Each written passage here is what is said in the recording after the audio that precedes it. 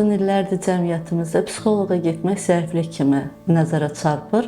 Döz, yola verə bilərsən, vəziyyətin narahat olanda özün bacara bilərsən kimi düşüncələr və insanlarda belə stereotiplər var ki, psixoloq dəli həkimidir. Bunun da səbəbi cəmiyyətdə insanlar arasında psixoloq, psixoterapi, psixiatr haqqında maariflənmə işinin zəif olmasıdır.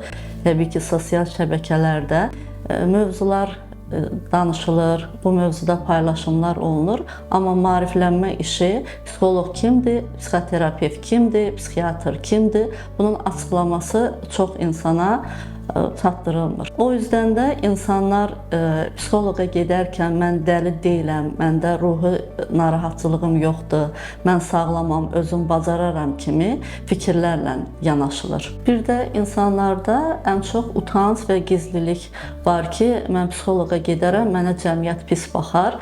Biz fiziki sağlamlığımız üçün həkimə müraciət edərkən, ruhi sağlamlığımız üçün də psixoloqlara müraciət etməliyik.